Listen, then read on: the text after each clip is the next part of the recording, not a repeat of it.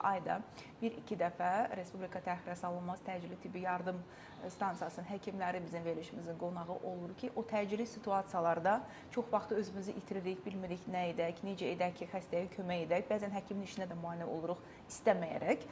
Və bu mövzuda bugünkü qonağımız Nərimanov rayonu təxirə salınmaz təcili tibbi yardım stansiyasının həkimi Doktor Xuraman Abbasova studiyamızın qonağıdır. Xoş gəlmisiniz. Çox şadam sizi görməyimə və fürsətdən istifadə edib Nəzrin xanıma da təşəkkürümü bildirirəm ki, dərhal bizim sorğumuza cavab verir və dəyərli həkimləri bizim verilişimizə qonaq etməyimizə kömək edir. Biz bugün əslində danışacağıq insultdan, bir çoxlarımızın qorxduğu və təəssüf ki, xəstələri ən çox itirdiyimiz xəstəliklər siyahısında olan insult xəstəliyindən və burada bu xəstələri itirməyimizin ən çox səbəbi ondan ibarət olur ki, vaxtında həkim çağırmırıq, vaxtında situasiyanı dəyərləndirə bilmirik və təcili yardım da gələnə kimi artıq iş işdən keçmiş olur. Çünki xəstə yaxınları anlamır ki, insan insult keçirir. Gəlin elə bundan başlayaq ki, kəskin beyin qan dövranı pozulmalarında həkimə qədər, ümumiyyətlə təcili yardıma qədər və təcili yardımın həkimə qədər, yəni təcili yardım da həkimdir də, xəstəxanaya qədər nələr edə bilər? İlk öncə onu deyim ki, kəskin beyin qan dövranı pozulması damarların laxta ilə, yəni trombla tutulması və damar mənfəzinin dağılması ilə, qansızma ilə nəticələnən və nəticə etibarilə beyin qan dövranı pozulması və ona bağlı nevroloji defisitin yaranması ilə bağlı olan situasiyaya deyilir.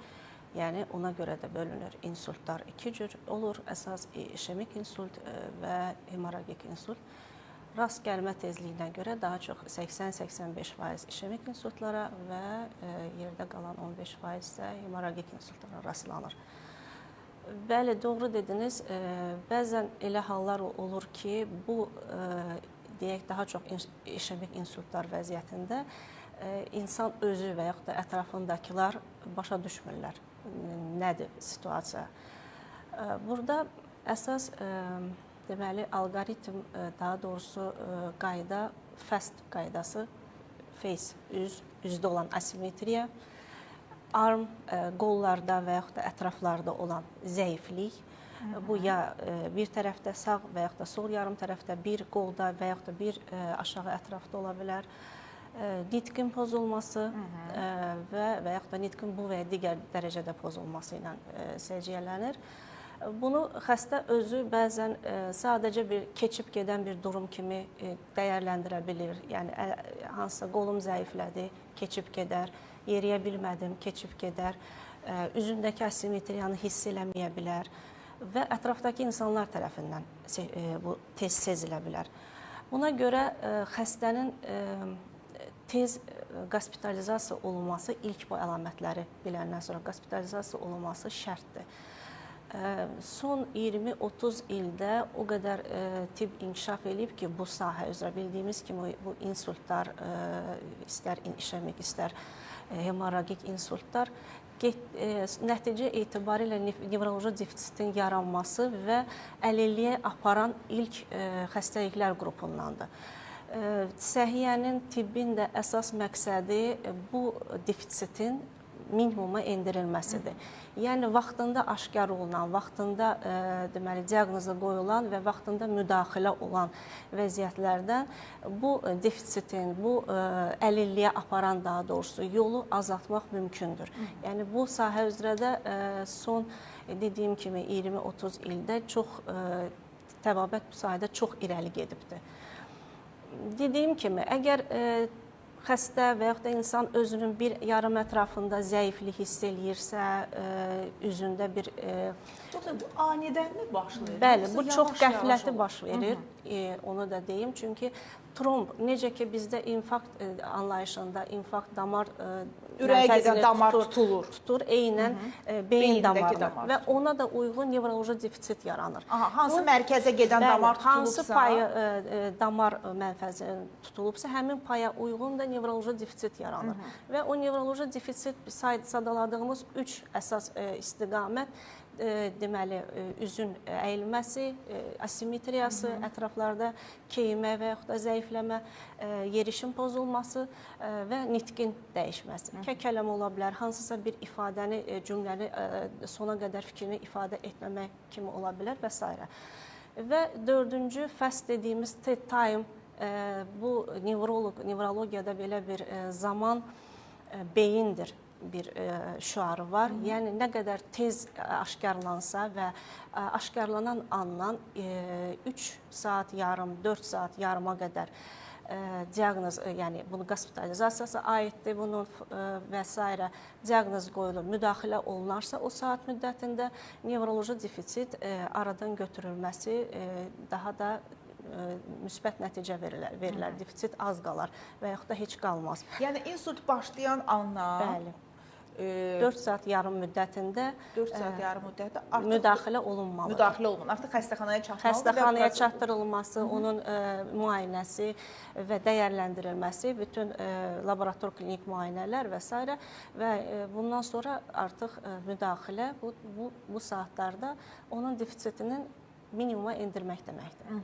Son illərdə sizə müraciətlər sırasında artıbmı insultla müraciətlər və yaş həddi nədir? Bəli. Demək olar ki, yaş həddi 45 yaşın üstündədir. Lakin daha gənc yaşlarında da rast gələ bilirik. Bilirik ki, biz necə ki, başqa aterosklerotik xəstəliklə, ürək-damar xəstəliklərində, eləcə də nevroloji problemlərdə, kəskin beyin qan dövranı pozulmalarında risk faktorları var. Onların içərisində arterial hipertenziyadır, ürəyin ritm pozulmalı xəstəlikləridir, bəli, aritmiyalarıdır, xüsusən səyirci aritmiyası olan insanlardır. Xolesterin fraksiyalarının yüksəkliyidir, aşırı siqaret və spirtli içkilərin qəbuludur, narkomaniyadır, piylənmə, şəkərli diabet, oturaq həyat tərzi, az hipodinamiya, az hərəkətlilik, bunlar risk faktorları içərisindədir. Bu xəstələr, yəni bu insanlar və irsi faktor. İrsi faktor bəzən sadaladığımız risk faktorları olmasa, risk faktorları, yəni bu az nadir hallarda rast gəlinir.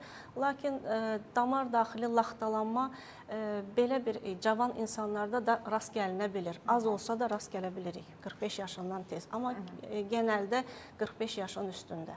Məsəl üçün deyirlər ki, filan kəs cavan uşaq idi, beyninə qansızdı, vəfat elədi. Bu da insultdurmu? Onun səbəbləri çoxdur, amma daha çox orada anadan gəlmə anevrizmalar və malformasiyalar durur birinci yerdə. Ondan sonra digər faktorlar, məsələn, narkotikdən istifadə, aşırı istifadə, siqaret çəkmə, alkoqoldan istifadə bunlar hamısı və stres. Tətikləyici faktorlardır, yəqin ki. Bəli. Stres də ki, indi bu stres, bəli, stres bütün həyatımızın ayrılmaz parçasına çevrilir. Çünki beyin özü struktur olaraq bir təsəvvür eləyək bir ansamblı dirijor funksiyasını yerinə yetirir. Bir dirijor əl hərəkətinin hər hansı bir istiqamətini düzgün idarə etməsə, ansamblin üzvlərindən biri artıq düzgün ifa eləməyəcək. Bir xaos yaranacaq, simfoniyada səhv eşidiləcək, həmən şey. Yəni bizim beynimiz bədən kütləmizin deməli 2%-ni təşkil etsə də, amma çox böyük həm oksigenə böyük tələbatı var, qana böyük tələbatı var və biz ona normal yuxu tutaq ki, rejimi olmayan insanlar, aşırı yuxusuz qalan insanlar, bu da bir stres faktorudur. Onda gecə növbəsində çalışanlar risk qrupundadır. Təcili tibbi yardım həkimləri risk qrupundadır, belə çıxır. Və yeri gəlmiş ki, bir əlavəni də mən edim ki, beyin 2% təşkil etsə də enerjimizin 25%-ni istifadə edir gündəlik. Tibbi yardım həkimləri risk qrupundadır, belə çıxır. Və yeri gəlmiş ki, bir əlavəni də mən edim ki, beyin 2% təşkil etsə də enerjimizin 25%-ni istifadə edir gündəlik. Yəni bu da maraqlıdır. Əgər məsələn onun qidalandığı nədir? Oksigenlə bərabər yuxudur. Yuxu rejimi düzgün olmayan insanlar Biz məsələn gedirik gecə çağırışlarında insanların məsələn gedirik daha çox uşaqları gecə oyaq görəndə mən çox təəccüblənirəm. Çox irad bildirdiyim hallardandır. Yəni gənc yaşlarında. Çünki bilirsiniz bütün xəstəliklərin hər şeyin profilaktikası gənc yaşlardan başlamalıdır. Bəzən dözə bilmirəm, irad da bildirirəm ki, bu uşaqlar niyə yatmır gecə saat 3-də? Tutaq ki, böyüklərinə biz çağırışa gediriksə. Bu uşaqlar gec yatır, belə bir necə deyim, keçici özlərini belə bildirirlər ki, uşaqlar belə saatda yatır bizdə, amma doğru deyil. Beyinə lazım olan yuxu verilməlidir. Melatonin saatlarında insan beyni 6 saat dincəlməlidir. İndi gecə işləyən, növbədə işləyən insanlar artıq beyni ona uyğunlaşıb deyim, formalaşıb deyim, adaptasiya olunub və onun sonra reabilitasiyasını keçirik səhəri günü. Amma insanlar bunu dərk eləməlidir ki, beyinə yetərli qədər qida, yetərli qədər yəni oksigen və qan təchizatı, istirahəti lazımdır. Bir də siz dediniz ki, mən uşaqlara irad bildirirəm gecə oyaq görəndə.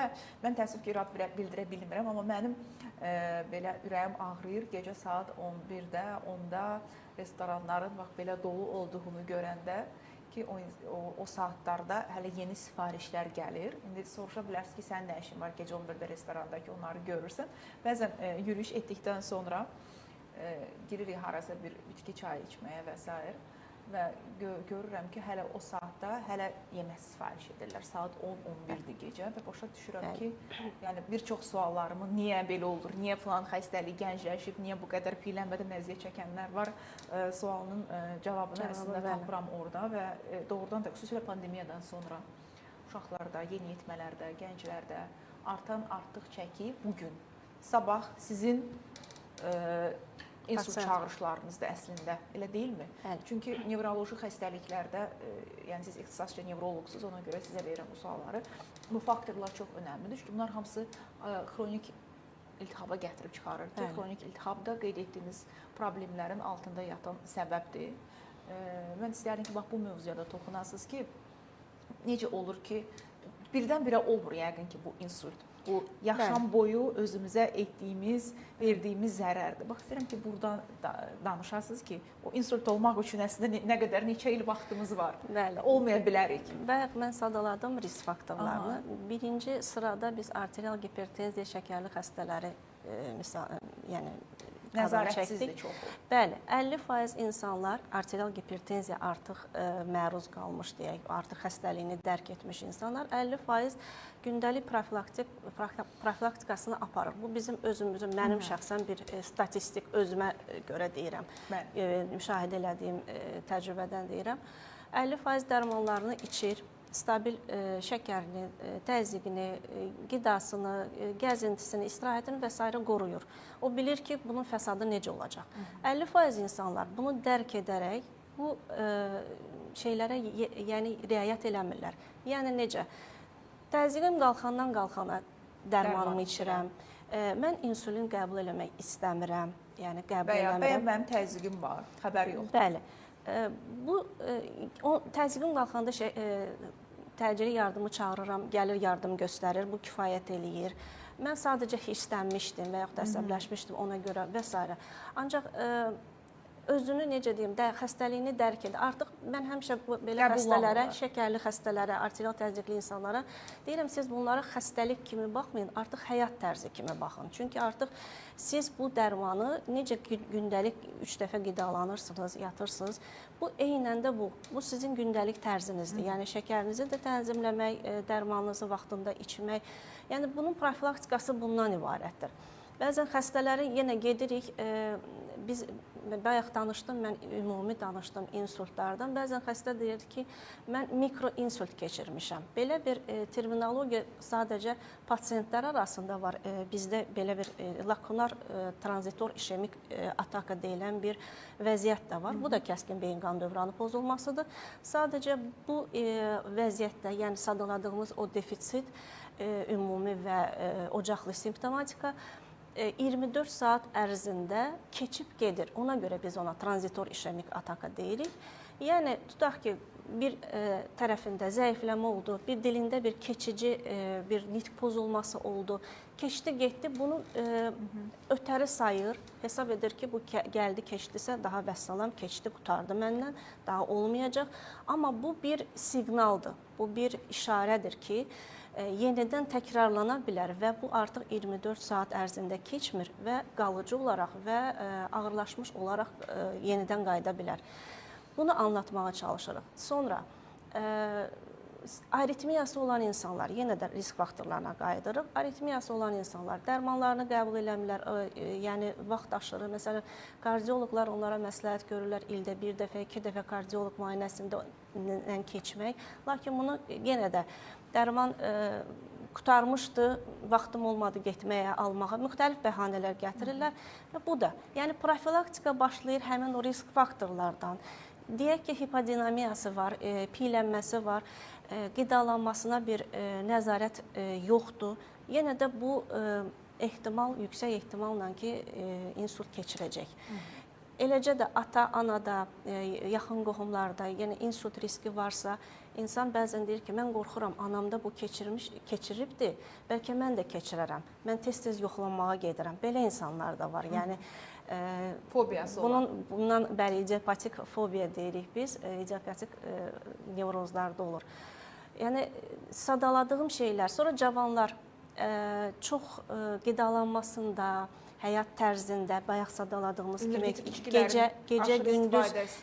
gecə-gündüzün yerinin dəyişməyi, balaca körpə uşaqlar kimi gündüz yatmaq, gecə isə aşırı açıq, bəli, necə deyim, həyat tərzi keçirmək. Yəni bunlar hamısı olan faktorlardır. Bunları öncədən biz ən ucuz da müalicə nədir? Profilaktikadır. Yəni biz də bunu həmişə bunun maarifləndirməsini aparırıq ki, etməyin, eyləməyin, bu cür yanaşmayın səhhətinizə. Mütləq diqqət eləyin ki, aşırı bu səviyyəyə gəlib çatmasın. Mən bir dəfə bir xəstəyə getdim, tənha yaşayırdı, yüksək təzyiqi var idi. Dedim, dərmanlarını niyə qəbul eləmirsən? Dedi ki, bezmişəm, artıq yorulmuşam dərman içməkdən. Mən dedim ki, sən bunun bezmisən, dərman içmə, sənin heç kəsin yoxdur, tək yaşayırsan, tənhasan.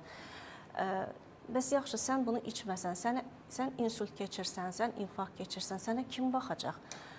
Bir dayandı, bir doğrudan da bir, necə deyim, düşüncələrə daldı və fikirləşdi ki, mən deyəsən bundan sonra içməli olacağam. Düz deyirsiniz, mənim baxanım yoxdur, mənim yəni ərzağımı alan yoxdur, gedib gələnim yoxdur. Yəni məcburam, düz deyirsiniz. Yəni bəzən yanaşma fərdidir. Düzdür, razıyam sizlə. Əslində tənhalıq özü də ömrü qısaldan faktorlardan biridir. Hətta Yaponiyada tənhalıq nazirliyi var. Başqa ölkələrdə var, yadıma sala bilmirəm hardadır.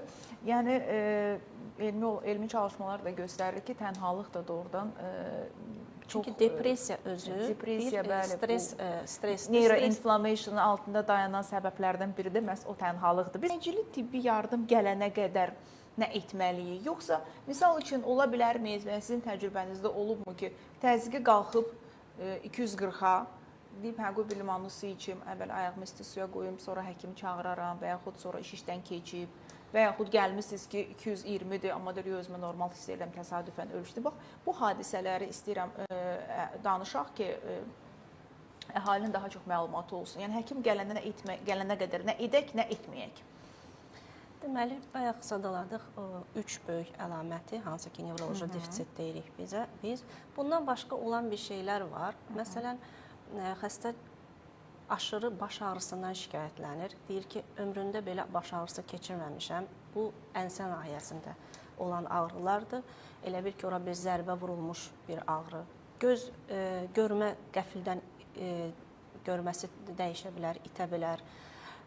Koordinasiyası, müvazinəti pozula bilər. Yəni, bunlarla bərabər bu əlamətlər də ola bilər. Bayaq onu da qeyd etmək istəyirəm ki, bu əlamətlərdən hətta biri belə rast gəlsə, 72% insult deməkdir sayılır. Yəni lazım deyil gözləmək ki, bunun 3-ü də formalaşsın və yaxud da 2-si olsun. Yəni 1-i, 2-si və yaxud da 3 əlaməti varsa, deməli burada insult riski var. O ki qaldı bizim yəni təcili yardımın çağırılmasına. Əgər bu əlamətlər varsa, birinci növbədə təcili yardımı çağırmaq və ona qədər olan yanlışlar və doğruları sadalamaq istəyərək. Buyurun. Doğrular ondan ibarətdir ki, əgər belə hallarda çox vaxt xəstə artıq horizontal vəziyyətə keçir, bu fərqi yoxdur. Ev şəraitində də ola bilər, işdə də ola bilər, küçədə də ola bilər. Təcili yardım gələnə qədər xəstəni yerdədirsə yatağına aparmaq olmaz, elə yerdə qoymaq. Harda olursa olsun, orada horizontal vəziyyət. Sadəcə vəziyyətinə diqqət, nəzarət eləmək. Başının altını bir 30 dərəcə qaldırmaq. Əgər ürək bulanma, qusmaya meyillidirsə, bir tərəfi böyür üstə çevirmək ki, qusuntu kütləsi aspirasiya verməsin. Sonra bəzən elə insanlar var, ətrafda insanlar, yəni bilir bunun təzyiqi yüksək ola bilir falan. Görülən yanlışlardan biri də odur. Tez təzyiq üçün hər hansı bir dərman, həmişə və yaxud da özünün qəbul etdiyi dərmanlar, bunlar qandurlaşdırıcılar ola bilər, aspirin və yaxud da digərləri. Xəstə ya özü deyir, hə mənim falan dərman mənim dərmanlarımdandır, ver onu mənə ver. Qətiyyən bunu eləmək olmaz. Limonlu su, ayağı suya qoymaq, bu şeylərə də qətiyyən eləmək olmaz. Söhbət insultlardan gedir. Limonlu su təzyiqi salmır. Bəli, bu yenə də plasebo effekti. Biz heç vaxt artıq xəstələrə biz oraya gedən kimi artıq bilirik ki, bu limonlu su içibdir. Ayağı suya qoymaq və s. Artıq insult əlamətləri varsa, bunlar eləmək olmaz. Və xəstənin dediyim kimi o anda ki, bu hadisə baş verib, saatı izləmək, saatı qeyd etmək, yəni həkim gələndə ki, bax məsələn bu saatda belə bir şey oldu. Çünki bəzən xəstə biz gedirik tənhadır. Gəliblər onu 3-4 saatdan sonra gəlib tapıblar. Bunun da bizə bir informasiyası bizim üçün əhəmiyyət kəsb eləyir. Dediyim kimi insultların ilk anında biz çatdırılması, orada alteplazanın yeridilməsi və s. xüsusi bir vaxt tələb eləyir. Amma bəzən gecikmiş hallarda olur. Və daha bir yanlışlardan odur, xəstənin tutaq ki, qıc olması var, qıc olma halları da ola bilər insult vaxtı. Ağzına qaşıq salmaq və yaxud da nəsə barmağını salmaq ki, qıc olması var. Bunu da etmək olmaz, qəti yol verilməzdir. Əksinə, yaşlı insanlarda əgər protez dişlər varsa, o çıxarılmalıdır, rahatlıq verilməlidir. Yaxasında dar paltar varsa, ondan azad olunmalıdır, qalstukdur, köynəkdir və s. Və rahatlıq vermək lazımdır, təmiz hava və xəstəni güvən vermək, onunla söhbət eləyərək, indi həkim gələcək, yəni onun panikasını, onun təlaşını idarə etmək lazımdır. Və ondan sonra əgər çox vacib məqamlardan biri təcili yardımı çağırarkən bəzən deyirlər filan kəs, filan yaş, halı pis. Çox mən necə deyərdim, təvəqqə edərdim vətəndaşlardan zəng elədikləri, çağırış verdikləri, əgər bu hal varsa, əlamətləri operatora çox dəqiqliklə bildirsinlər. Məsələn, bir tərəfində keymə var, bir tərəf yeriyə bilmir, üzü əyilib, nitqi pozulub, bu çox vacibdir. Çünki operator onu bizi halı pis kimi veriləndə və yaxud özləri onu çeşidləyəndə, o bəlkə də ikinci, üçüncü sırada qala bilər. Yəni, o digər xəstələrin önünə keçməsin deyə bu çox önəmlidir. Bu xəstələrə daha çeşidləmədə önə çəkilməlidir. Yəni, ümumi sözlə çağırış verməsinlər, dəqiqliklə nə baş veribsə, ünvanı dəqiq versinlər. Bu çox vacib bir şeydir. Çünki yenə də dediyim bayaqki şüar zaman beyindir. Adi bir domofonun kodunu deməyəndə belə gedib onu tapmağa biz vaxt sərf eləyirik. Yəni, ünvan bacardıq qədər çox dəqiq ünvan verilməlidir. Və yaxud da həyət evləri, dalanlardırsa, təcili yardımı mümkün qədər kimsə qarşılamalıdır ki, çox axtarış olunmasın. Bu çox vacib məqam. Yenə də deyirəm, zamanla biz sanki yarışırıq. Bir dəqiqə gecikəriksə, 2 milyondan çox neyron itiririk. Yəni, bu vəziyyətlərdə. Bəli. Və gözləmək və təcili yardımı gözləmək, dəstəyi verəndən sonra gözləmək, ondan sonra təcili yardım artıq onun evakuasiyası və yaxud da təxliyəsi ilə məşğul olacaq, ya ən yaxın deməli nevroloji xəstəxanaya çatdıracaqdır. Aydındır. Yaş məhdudiyyəti dedik yoxdur. Bəs rəqəmlər nə dərəcədə önəmlidir? Təzyiqin rəqəmlərindən. Ola bilərmi ki, elə bir insan var ki, 200 təzyiqi olar, insult keçirtməz, elə insan 170 təzyiqlə də insult keçirər. Hətta 140-130-da da insult keçirmə halları mümkündür. Qədən asılıdır. Yəni, əgər təzyiq 200-ün üstündədir, 180-in üstündədirsə, onun endirilməsi, yəni yüksək təzyiqlərdə cəmi 20% protokoluna 20% endirilməlidir. Ondan aşağı yox. Yəni mənim işçi təzyiqim 130-80-dir. Hazırda insult keçirmişəm 200-180-lə, mənim 130-a endirmək bu doğru deyil. Bəli. Bu yanlış bir fikirdir, yanlış bir yöntəmdir. Ona görə mən bayaq dedim ki, təzyiq üçün dərmanlar qonşu deyir, hə bunun təzyiqi çoxdur, mənim üstümdə dərman var, bunu dilin altına qoyun. Daha bir yanlış məqam yadıma düşdü. Udma pozula bilər nitqlə bərabər. Çünki bəzən beyin kötüyünə qan sızmalarda artıq nitqlə bərabər udma mərkəzimizdə bəli zərər görür. Ona görə udma pozula bilər. Dərmanı uddurmaq, su uddurmaq, bu da bir asfiksiyaya gətirib çıxara bilər. Ona görə də nəfəs borusuna gəlib düşür. Bəli, nəfəs borusu artıq udması yoxdur. Biz onu gəlib yoxlayırıq, onun udması varmı, yoxmu, ona görə dəyərləndiririk. Və xəstəxanaya çatdırılarkən biz onun təzyiqini 180-110 civarında saxlayırıq. Çünki protokol qayda bunu tələb eləyir. Əgər dediyim rəqəmlərdən yüksəkdirsə. Əgər bəzən olur ki, indi huşu gedir xəstənin. Məsələn, subarachnoidal qan sızmalarda xəstə huşunu itirir və yaxud da psixomotor oyanıqlıq olur, durmaq istəyir, qaçmaq istəyir, hər hansı qeyri-adekvat hərəkətlər eləyir. Bunda da panikaya gərək yoxdur, xəstəni sakitləşdirmək və dediyim kimi huşu pozulanda əgər təzyiqi aşağı düşünürüksə ki, nəbzini tutarkən biraz zəifdir, onda başını aşağı etmək və gözləmək. Yox, əgər dediyim kimi başqa əlamətlər varsa, başını 30 dərəcə yüksəkdə saxlamaq və böyrü üstə çevirmək. Bu qaydalara riayət eləmək, inandırım sizə, bizim yəni təcili yardım, bəli, çox həyat qurtarıcı olur. Çünki dediyim kimi biz gəlib hər hansı bir müdaxiləni eləyəndə artıq onların elədikləri səhvlərə görə də bir yanlışlara görə də biz mübarizə aparmalı oluruq. Bu da bir vaxt aparır. Bizim çox deməli rastlaşdığımız problemlərdən bu təxliyə məsələsidir. Bu çox vacib bir məsələdir. Bəzən xəstələrin yaxınları olmur, tək yaşayırlar gecə vaxtı. Çox vaxtı da işemik insultlar səhərə yaxın və yaxud da gecə saatlarında olur. Hemorragik insultlar isə gündüz və yaxud da axşama doğru olur. Gecə vaxtı olan tənha insanlar, yaşlı insanlarda təxliyə problemində sıxıntı yaşanır. Kimsə kömək etməlidir, yardım göstərməlidir və s.